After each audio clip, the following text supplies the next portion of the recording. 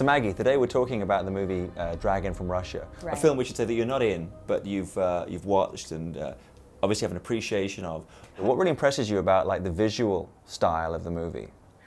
I thought it was interesting because it's a Japanese adaptation. I just thought that it was, you could see that they were very much trying to adapt the Japanese comic into sort of a real life, you know, it's sort of like real life fighting, but it's very much like the old martial arts films, you know, which is very animated already, Right. as you know, being the martial arts expert. So it's kind of the Japanese manga kind of filtered through Yeah, the kung fu absolutely. sensibility.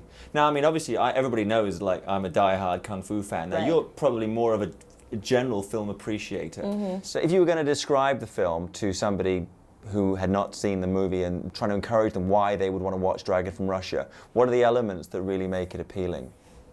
It's a classic example of the talent that we have in Hong Kong as far as action goes. Right. You know, and not only the talent we have on the action side, but the talent we have behind the camera to capture that action and to be able to bring it to a level where people can understand and kind of, and it's very entertaining at the same time and whatnot. I would tell a regular film goer to see it, you know, for the action. Yeah. Really. I mean, simply, you know, it may sound a little too simple, but, you know, they got some real kick-ass action in there. It's good I think stuff. it's a film that you can tell as much about with the sound off as with it on. Right. Because exactly. it's like a storyboard. I mean, it just runs. It absolutely is. It absolutely is. It's like watching a picture basically. Yeah. And this movie is definitely all action, and it's very entertaining. Was there any specific scene in the film that stands out in your mind that was a really striking sequence in terms of the action or any other elements?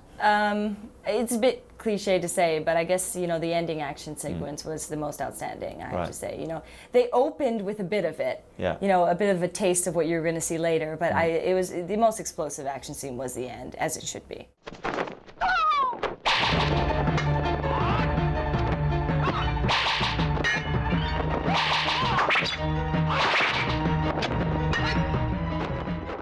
Talking about your own experiences, you've just come off a big, was by the same director, Clarence Fott Yulang, directed both sequel, films. right, to Directed, his- right. Fott Yulang directed Naked Killer, and you were in the semi-sequel Naked Weapon. Right. You're somebody obviously working in the field and doing action movies. So how has being in action films changed the way you watch an action film, like something like Dragon from Russia?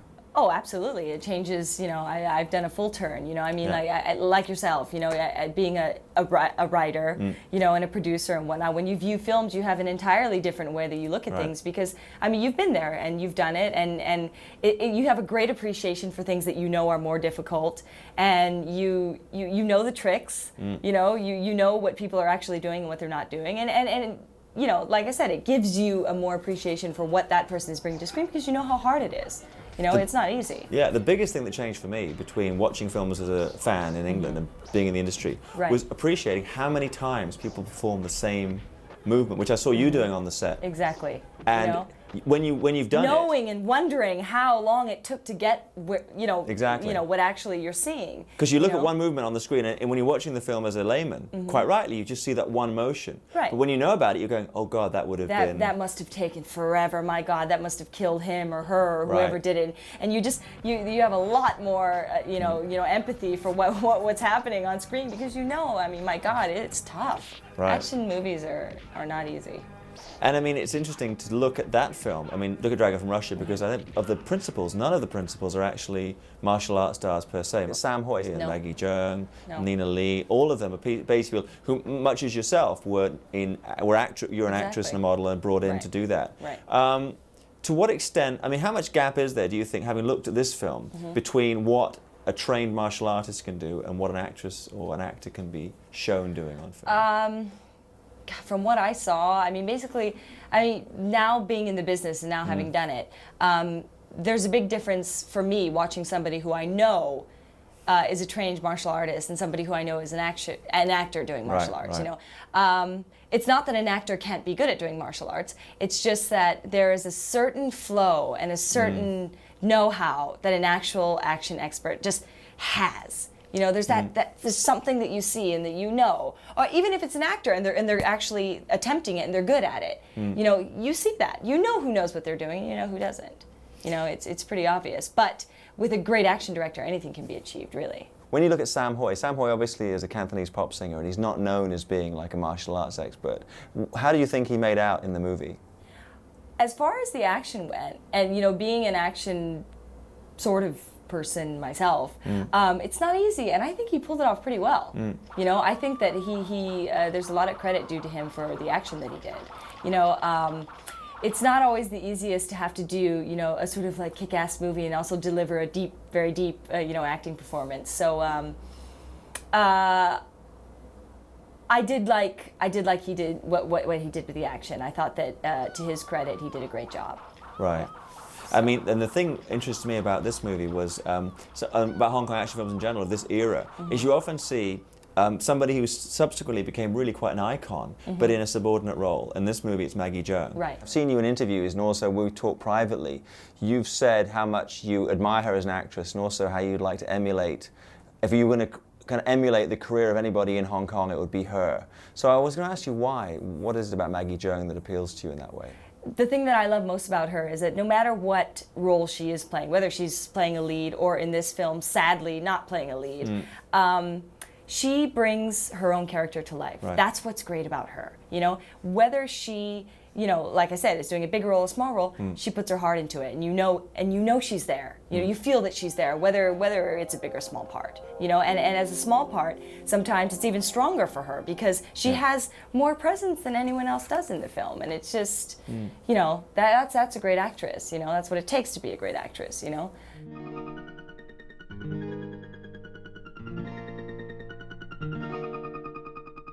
There's aspects about Maggie Cheung's professional life and personal life that I really sort of look up to. You know, like I said, you know, Maggie Cheung acts from her heart.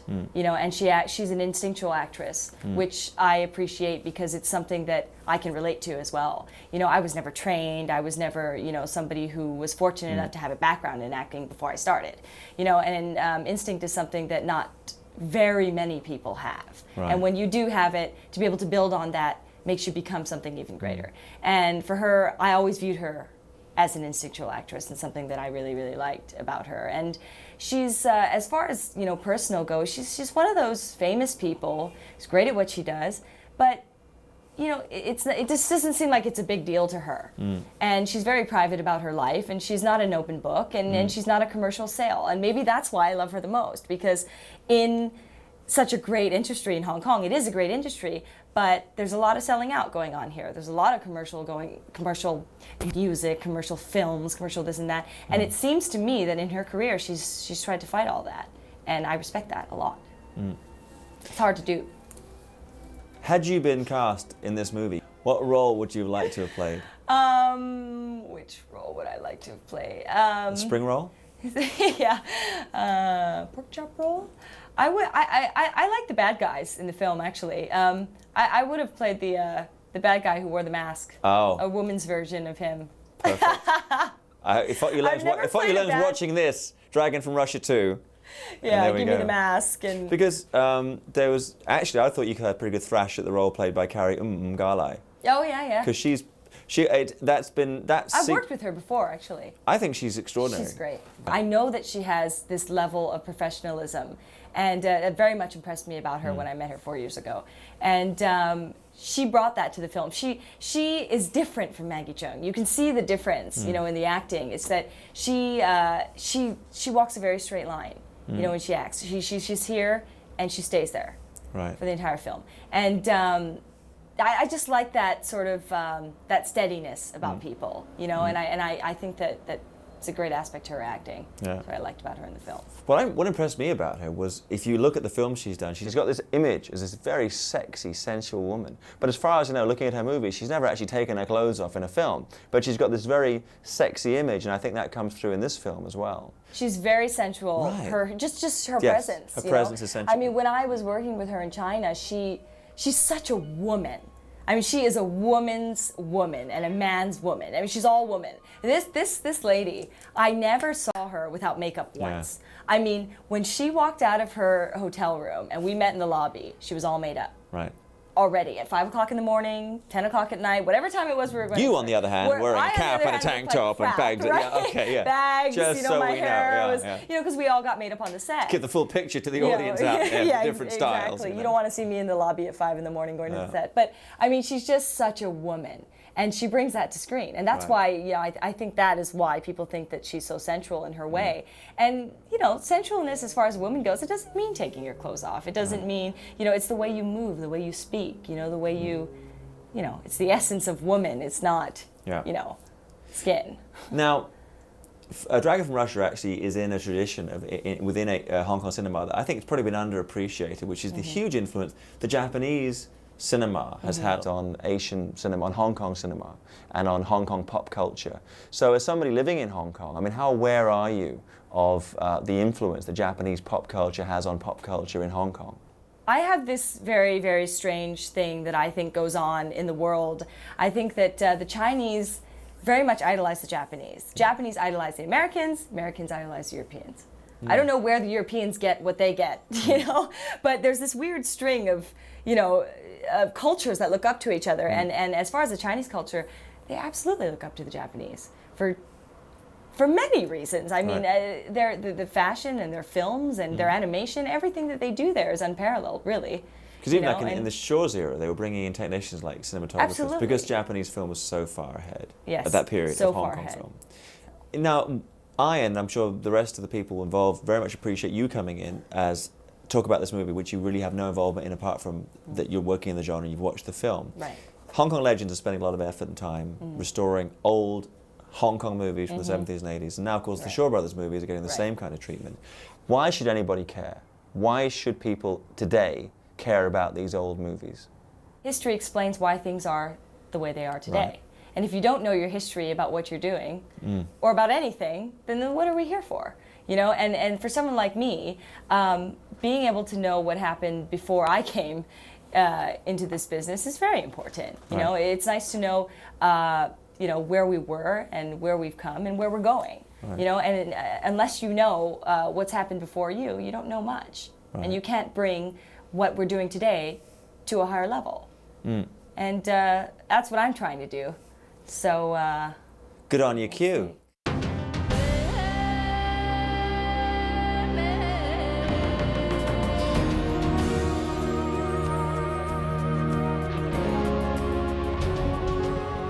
Action. Hi, I'm Maggie Q, and thank you for supporting Hong Kong Legends. That was so gay. Logan. A little bit more up. You were more up the last time. Ready? Hello, I'm Maggie Q, and thank you for supporting. Do you like that? I said up. Did you like that infomercial? I wasn't. Please use this ab cruncher. Tiger. Crane. Snake. Okay, ready? And now some letters from abroad, and I've gathered some together. And I've been asked by Brian White, who's I believe Grubenführer is the right term. He's one of the head honchos over there at Hong Kong Legends. Question number one was, how many bananas can you eat at a single sitting? God, the last time I sat down and shoved bananas in my mouth was 2 days ago, and I think I got up to about 14. 14 bananas. Yeah. Now, were these full-size bananas, or were they the lady no, they were the apple bananas. The lady finger ones. I cheated. Well, no, he's up to speed. I like them small. What does the word bootylicious mean to you? Bootylicious? It means a booty worth tasting, a yummy booty, a booty... You'd have to name names. A booty worthy of my attention. Do you happen to know the second verse and chorus to the song, the classic Carl Douglas 70s disco song, Kung Fu Fighting? There was a funky Chinaman in funky Chinatown. He was knocking them up and knocking them down. Ah, that's extraordinary. Thank you. That's great. Is it true that you are indeed a clone, and that you are Maggie Q, and that when you finally burn out and fade away from the film industry, there'll be Maggie R, and Maggie S, and Maggie T following in your wake? This is all just some vile rumor somebody put up on the internet, right? Yep. So there's no truth. There's no truth to it whatsoever. Absolutely not. There's only one of me. exactly the cheesiest one they'll use. Okay, Here she goes. ready. Hi, I'm Maggie Q, and thank you for supporting Hong Kong Legends. Now that doesn't double their sales. I'm a monkey's uncle. All right, there you have it in a nutshell, folks.